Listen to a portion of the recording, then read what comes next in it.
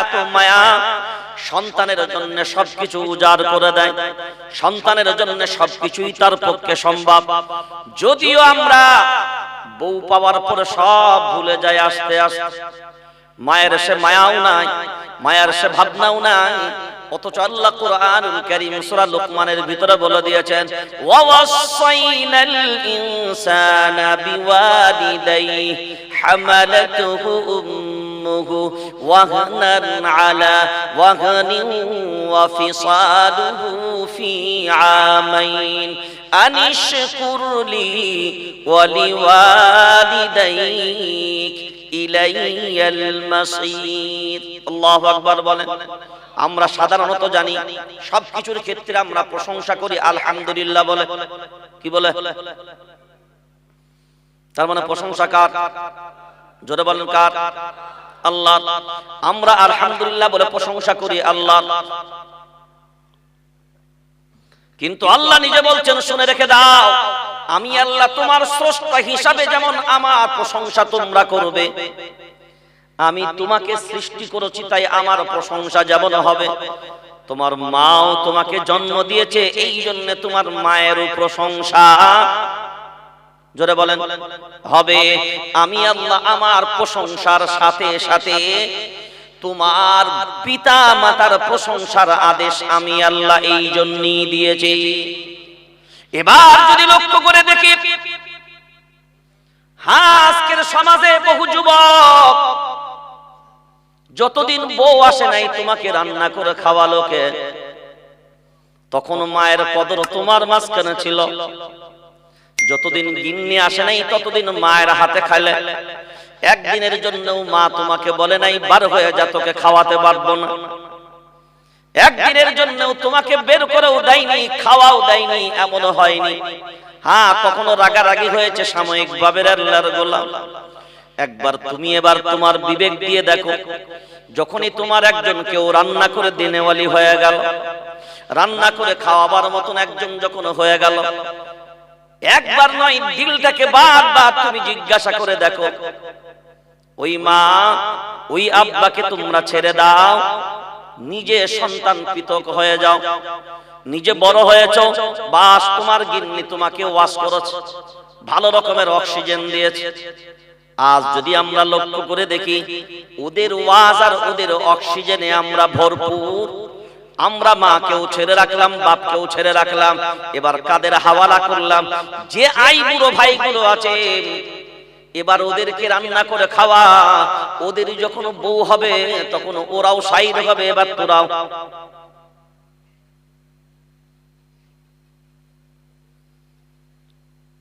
System এমন বানিয়েছি আমরা। আমার তো ব্যক্তিগতভাবে মনে হয় তোমার মা বাড়িতে হবে আর তুমি সন্তান পৃথকভাবে খাবে। আমার তো মনে হয় না আমার জীবনে কোনোদিন এমন কোনোদিন সম্ভব হবে। মা থাকবে, মা সাথে খাবে না, এমন কোনোদিন সম্ভবপর হয় না। আমি তো যখনই বাড়ি যাই, যখনই আমরা বাড়িতে যাতায়াত করি, মা অনেক সময় অসুস্থতার কারণে হয়তো আগে যদি খেয়ে নেয়, যখন খেতে বসি দুই এক গাল হলেও আমাদের সাথে আপনাকে খাওয়া লাগবে। এই কারণেই যতক্ষণ পর্যন্ত সামনে না বসেন ততক্ষণ মনে হয় না যে কোনো খাবার আমরা খেলাম। ওই খাবারের কোনো স্বাদ পাই না, ওই খাবারের কোনো মিঠাস থাকে না। আজ আমরা যদি এগুলো মূল্যায়ন করে ভাবনা চিন্তা করতাম, আর কয়দিন বউকে বোঝানো তো অনেক সহজ। তোমার জীবন তো এখনো পুরো পড়ে আছে। মা আর কয়দিন, মায়ের বয়স হয়ে গেছে 70 বছর, মায়ের বয়স হয়ে গেল 60 বছর, আর কয়টা দিন মা আমার সংসারে থাকবে? যে কটা দিন বাঁচে এখন তো আর মা নিজে উপার্জন করতে পারবে না। এখন আমরা যদি এনে দিই, যেটা মা চাইবে সেটাও মা পাবে না। আমরা যেটা এনে দেব মায়ের পক্ষে সেটা সম্ভব হবে। এ সন্তান, মায়ের মোহাব্বত ভালোবাসা যদি থাকে, মাকে মাঝে মাঝে নিজেই জিজ্ঞাসা করো, মা তোমার কি পছন্দ, কি খেতে চাও? একবার তুমি বলো বাজারে যান, একবার মায়ের জিজ্ঞাসা করেন, মা বাজারে যাচ্ছে, কি পছন্দ বলো, সেটাই নিয়ে আসবো তোমার জন্য। গিন্নিকে জিজ্ঞাসা করা প্রয়োজন মনে করি আমরা, কিন্তু মায়ের জিজ্ঞাসা করার প্রয়োজন।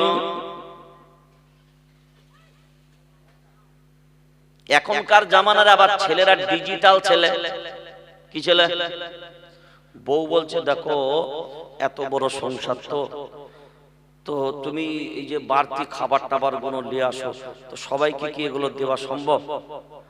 আর মাকেও বলি, ছেলেপুলেরা যখন একটু ভালো মন্দ খাবে, মাও তার দিকে তাকিয়ে থাকবে, নাতিপুতার দরজার সামনে থেকে মা নড়ে না। তুমি একটা কাজ করবে, সন্দেশটা যখন আনবে না, সাদা ক্যারিতে আনবে না, কালো ক্যারিতে আনবে।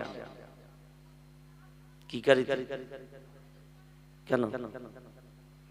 সাদা ক্যারিতে হলে দেখতে পাওয়ার, কালো ক্যারিতে হলে গোপনে চালিয়ে দেওয়া যাবে। এখন বলেন গোপনে চালাতে গেলেন, এই সন্দেশ বাড়িতে নিয়ে গেলেন, এখন ছেলে বউ খেলো ঠিক কথায়, বাচ্চা ছেলের মন তো, হঠাৎ করে দেখা গেল যে সন্দেশ খেতে গিয়ে মুখটা ভালো করে পরিষ্কার করেনি, এখন ওই সন্দেশের সামান্য একটু ঠোঁটে হয়তো লেগে আছে, আর ওই অবস্থায় ও বাইরে বেরিয়ে এসে দাদির কোলে ছুটে চলে গেছে। এমনি যেমনি দাদির কোলে গেছে, দাদি দেখছে হঠাৎ করে এইখানে একটা কি লেগে আছে, দাদু ভাই তোমার এখানে কি গো এটা? হ্যাঁ, কি এটা লেগে আছে তোমার দাদি? ও সন্দেশ, দাদিমা সন্দেশ আব্বু এনেছিল তাই খেলাম। কালো ক্যারির ভিতরেও বাস্ত, কথা বলেন, বাস্ত হলো। এখন বলেন মায়ের দিলের ভিতরে আরে কষ্ট হবে না? হবে না? আপনি মনে করলেন আপনি অনেক চালাক নাকি? এরকমও ছেলে, হ্যাঁ আমি আপনার এলাকারই কথা বলছি, বাইরের কথা আমি বলছি না, হ্যাঁ এমনও ছেলে আপনার এলাকায় বাস করে। কে করে আপনি খুঁজবেন, যে করে সে ভাববে, কিন্তু আপনার এলাকায় এরকম ছেলেও আছে আলহামদুলিল্লাহ। এবার বলেন 9 মাস 10 দিন মা কিন্তু সন্তানের কোনো অঙ্গ পতঙ্গ তৈরি করে না, তারপরেও যদি এত মায়া, এত মায়া, এত মায়া, আল্লাহ বলেন তুই যখন গুনাহের দিকে যাস, এখানে আর ইমানদারদের লক্ষ্য করে আল্লাহ বলে নাই, কারণ খ্রিস্টানদেরও আল্লাহ হলেন তিনি, হিন্দু ভাইদের আল্লাহ হলেন, জোরে বলেন, তিনি। আল্লাহ শুধু আমাদের আল্লাহ নয়। কিন্তু এ বেটা বিয়াদব, ওই যে কি অসীম সরকার না কি নাম, চ্যান্ডেলটার কি নাম, অসীম সরকার, সবাই কম বেশি আপনারা জানেন, বেটা কয় কি এ কিতাব নাকি, এই যে কোরআনটা আছে এটা নাকি নকল। কারা বসে আছে রে? এ কোরআনটা জোরে বলেন নকল, তাই না? ও বলছে আমার কাছে অরিজিনাল কোরআনটা আছে, 25,000 টাকা দিয়ে আমি বাংলাদেশ থেকে গরুর গোশত খেয়ে কিনে নিয়েছি। কি খেয়ে? চিন্তা করে দেখেন, বেটা বলে আসল কোরআনটা বদরের যুদ্ধে পুড়ে গেল। আমি বলছি বেটা তুই কি করে খবর পেলি বদরের যুদ্ধে আগুন লেগেছিল? আমার মনে হয় তখন দমকল বাহিনীতে ও চাকরি করত, যার কারণে মনে হয় ও দমকল নিয়ে বদরের যুদ্ধে গিয়েছিল, ও দেখতে পেয়েছিল আগুন নিভাতে গিয়ে কোরআনটা পুড়ে যাচ্ছে। এত বড় সাহস স্বাধীনতার পরে ভারতবর্ষের জমিনে যত জনি এসছে কোরআনের বিপক্ষে দাঁড়িয়েছে আল্লাহর গোলাম, ভারতবর্ষের জমিনে এখনো পর্যন্ত কোরআনের বিপরীতে এত দুঃসাহসিকতার সাহস কেউ দেখায়নি। লম্পট বলে তো বলে অরিজিনাল কপিটাকে পুড়িয়ে দিয়ে বর্তমানে যে কোরআনটা আছে এটা লিখেছে কারা? বলে অন্য কেউ নয়। বলে এটা লিখেছে কারা? বলে 27 জন শয়তান মিলে।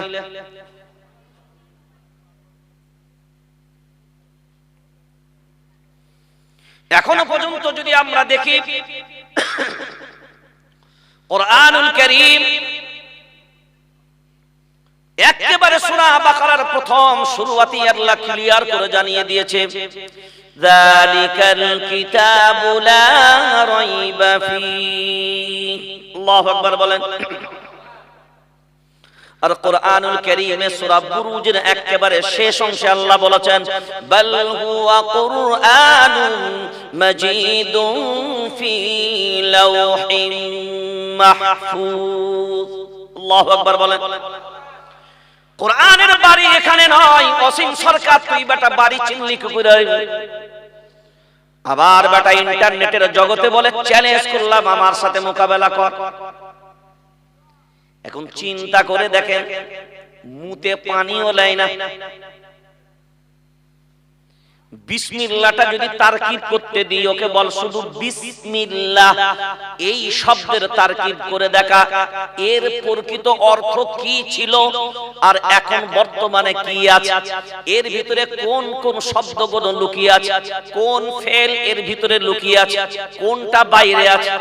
আমরা বিসমিল্লাহ একটা রূপ দেখি, বিসমিল্লাহ একটা রূপ দেখতে পাই, কিন্তু আরবি গ্রামার অনুযায়ী এর ভিতরে আরো শব্দ লুকিয়ে আছে, যেগুলো গোপনে থাকে, কিন্তু পড়নে ওয়ালারা ওইগুলোকে ধরি পড়ে। ও বলে আমার সাথে মোকাবেলা কর। সূরা তাওবার 5 নম্বর আয়াতটাকে তুলে দিয়ে বলে, না আগা দেখেছে না পিছন দেখেছে, আগা গোড়া কিচ্ছু নাই, ও বলছে আমার সাথে মোকাবেলা করবি। যে কোরআনের ও বোঝে না। আমাদেরকে ভাবতে অবাক লাগে যে যেখানে কোরআনুল কারীম বলছে লাকুম দীনুকুম ওয়ালিয়া দীন, যেখানে কোরআনুল কারীম বলছে লা ইকরাহা ফিদ-দীন, যেখানে কোরআনুল কারীম বলছে লাস্তা আলাইহিম বিমুসাইতির, যেখানে কোরআনুল কারীম বলছে আন্নাহু মান কাতালা নাফসান বিগাইরি নাফস আও ফাসাদিন ফিল আরদ ফাকান্নামা কাতালান নাস জামিআ, সমগ্র পৃথিবীর মানচিত্রে একজন নিরীহ মানুষকে যদি কেউ হত্যা করে, সমগ্র পৃথিবীর মানব মণ্ডলীকে হত্যা করার পাপ হয়। যেখানে আল্লাহর নবী বলছেন লা ইয়াদখুলুল জান্নাতা মান লা ইয়ামানু জারুহু বাওয়াইকা, যার দ্বারাই তার প্রতিবেশী নিরাপদে থাকে ওই ব্যক্তির জান্নাতে ঠাঁই নাই।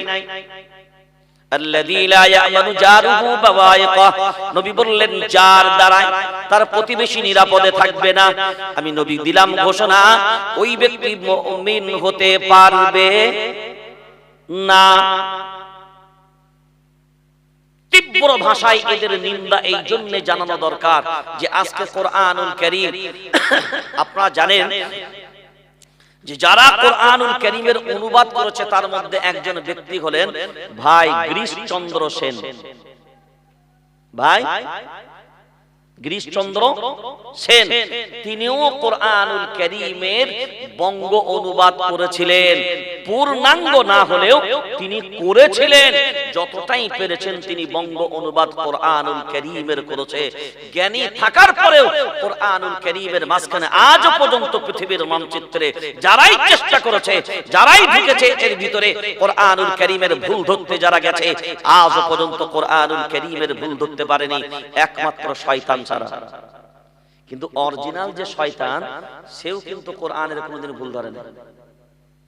কি শয়তান বললেন? অরিজিনাল শয়তানও কোনোদিন কোরআনের ভুল ধরে নাই, বরঞ্চ কোরআনের বারবার ওই শয়তানের বিরুদ্ধেও কথা এসেছে। তারপরেও শয়তান জানে যে এই কোরআনটা অরিজিনালি আল্লাহর, বাল হুয়া কুরআনুন মাজিদুন ফি লাওহিম মাহফুজ, কোরআন আসলে সংরক্ষিত লাওহে মাহফুজে।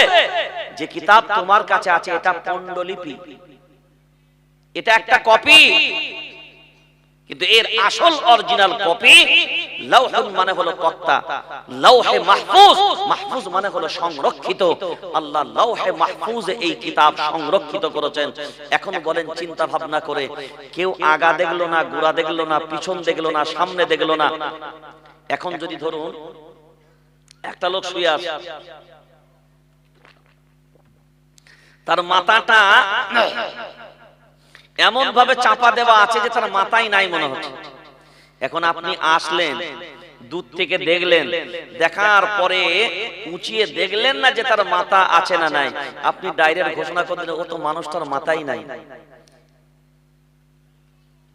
কুরআনুল কারীম সূরা তাওবার যে আয়াতটা যেখানে এই কথা বলা হয়েছে যে মুশরিকদের যেখানে পাবে ধরো, বন্দী করো, তাদেরকে যেমন পারো শাস্তি দাও। বেটা তার আগের আয়াতটা পড়িস নে, তার পরের আয়াতটা পড়িস নে। সন্ধি চুক্তি ভঙ্গকারীদের বিরুদ্ধে এ ফতোয়া। কি চুক্তি বললাম? কি চুক্তি? সন্ধি চুক্তি। কি চুক্তি? হ্যাঁ, আল্লাহর নবীর সাথে কুরাইশদের একটা সন্ধি চুক্তি হয়েছিল 10 বছরের জন্য একটা চুক্তি। এই চুক্তি ভঙ্গ করেছিল যে মুশরিকরা, আল্লাহ বলেছেন এরপরেও এরা চুক্তি ভঙ্গকারী, এদেরকে ছাড়া হবে না। হ্যাঁ, ছাড়ার জন্য 4টা মাস এদেরকে দেওয়া হলো। এরা যদি শুধরে যায় তো ঠিক আছে, যদি না শুধরায় 4 মাস টপকানোর পরে এরা যদি তওবা করে ফিরে না আসে, এই বেটাগুলোকে যেখানে পাবে। অনেক সময় আমাদের হয় না, পুলিশ ওয়ারেন্ট ইস্যু হলো, পুলিশ ওয়ারেন্ট ইস্যু করলো, কিন্তু পেল না, পাচ্ছে না, খুঁজে পাচ্ছে না।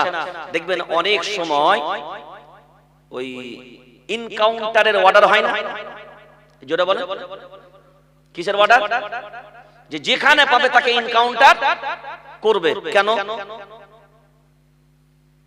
প্রথমে বলেছিল তার অপরাধের কারণে তার বিচার টিচার বলছে কিচ্ছু দরকার নাই, ডাইরেক্ট ইনকাউন্টার কর। কিসের কারণে? তার অপরাধের পরিধিটা এমন জায়গায় দাঁড়িয়েছে যে সেখানে ডাইরেক্ট ইনকাউন্টারের ফতোয়া দেয়া হয়। ওই জায়গাতে আল্লাহ চুক্তি ভঙ্গকারীদের জন্য আল্লাহ ডাইরেক্ট ক্লিয়ার দিয়েছিলেন যে এই ব্যক্তিগুলোকে একটাকেও যেখানে পাবে যেমন পাবে, কারণ এরা হলো গাদ্দার, এরা হলো গাদ্দার। সবার জন্য এ কথা বলা হয়নি। যদি বিস্তারিত এর তাফসীলটা পড়েন তখন বুঝতে পারবেন এই কথাগুলো কাদের জন্য বলা হয়েছে। এটা হুদাইবিয়ার সন্ধি চুক্তি, ওই চুক্তি ভঙ্গ যে মুশরিকরা করেছিল উল্লেখ করেছে আয়াতে, যে যারা চুক্তি ভঙ্গের সাথে যুক্ত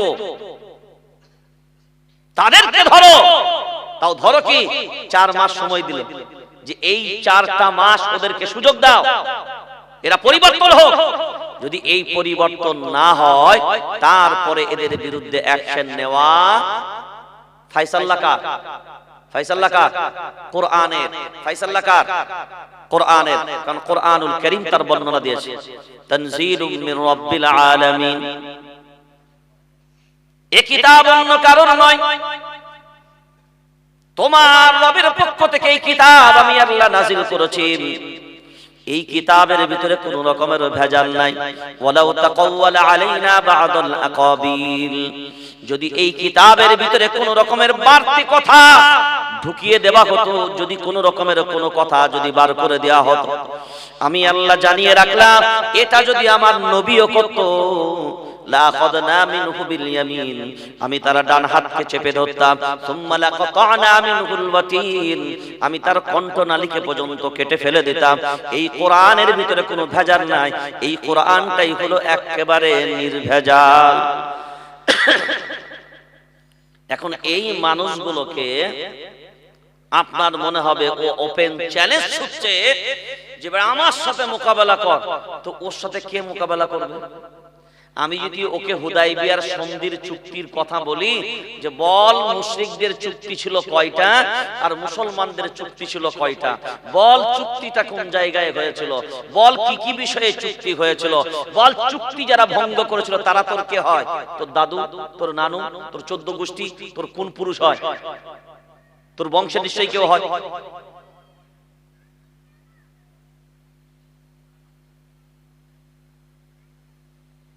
যাক আলহামদুলিল্লাহ, আমরা তো কম বেশি প্রায় 17টার মতন এফআইআর আলহামদুলিল্লাহ আমার নেতৃত্বেই তো আলহামদুলিল্লাহ 17টা এফআইআর আমরা বিভিন্ন জেলার থানায় অলরেডি করেছি। কিন্তু এফআইআর করার পরেও যদি পুলিশ অ্যাকশন না নেয়,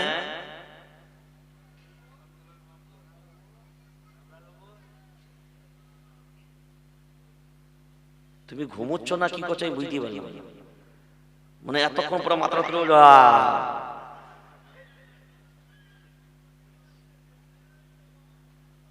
কারণ এখনো পর্যন্ত আমরা লক্ষ্য করে দেখছি প্রশাসনের কোন স্টেপ যেখানে কোরআন বলছে একজন নিরীহ মানুষকে হত্যা করলে সমগ্র পৃথিবীর মানুষকে হত্যা করার সমান, সেখানে বেটা একটা আয়াতকে তুলে দিয়ে তার বক্তব্য হলো এই কোরআনে আমি প্রসাব করে দিই। নাউযুবিল্লাহ।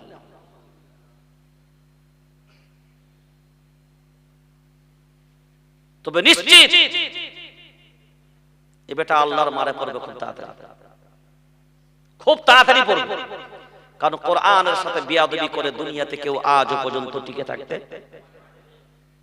হবে, ফাইনাল হবে, হয় দেখতে পাওয়া যাবে আর নতুবা গোপনেও হবে, কিন্তু হবে এটা ফাইনাল। আল্লাহর সাথে, আল্লাহর কোরআনের সাথে বিয়াদবি এটা আল্লাহ বরদাস্ত করে না। আল্লাহর সাথে বিয়াদবি করো আল্লাহ মাফ করে দিবে, আল্লাহর কোরআনের সাথে কোনো বিয়াদবি চলে না। সেই কোরআনুল কারীম